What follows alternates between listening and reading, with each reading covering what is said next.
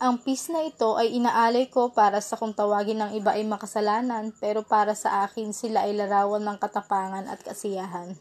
Sila ang ikatlong kasarian sa ating lipunan. 7.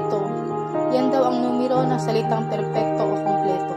Kagaya mo, kaibigan ko, kung para sa iba isa kang salot sa mundo, pero para sa tropa, ikaw ang tanging nagbibigay saya. 7 kulay sumasagisag sa bawat aspeto ng buhay. Iba't ibang elemento tulad ng iba't ibang pagkatao at katangian ng inyong kasarian. Pula, kulay ng pagmamahal. Lingid sa kaalaman ng karamihan, kayo ay sobra kong magmahal. Lahat ay inyong ibibigay sa inyong magulang. Syempre, ganun din sa inyong kasintahan, kahit madalas kayo ay pagtaksilan at maiwanan. Kahel, minsan kulay, minsan prutas. Prutas na madalas makita sa hapagkainan. Tulad nyo, lahat ng trabaho ay kayang pasukin. May maiwi lamang na maihahain upang inyong pamilya ay di gutumin. Dilaw, kulay ng araw na sumasagisag sa katapangan. Naharapin ang kinabukasan at bagong hamon ng buhay. Tulad nyo, punong-puno ng katapangan para harapin ang lipunan na walang ginawa kundi kayo ay tawanan at husgahan.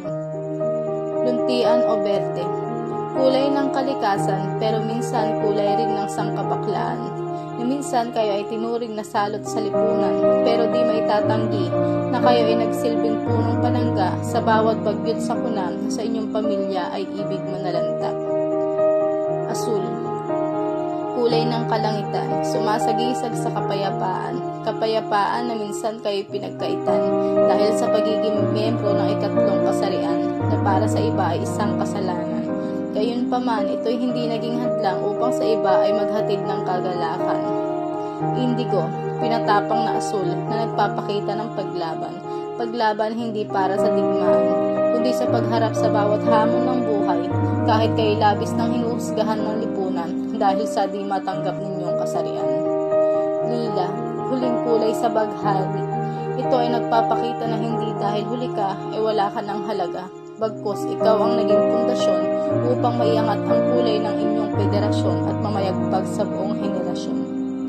Bahaghari, isang napakagandang likha ng may kapal na sa pagtapos ng ulan ay may bahagharing masisilayan. Tulad ng ikatlong kasarian, sa kabila ng paghuhusga na kanilang nararanasan, nandyan sila handang humarap sa lipunan na punong-puno ng pag-asa at katapangan.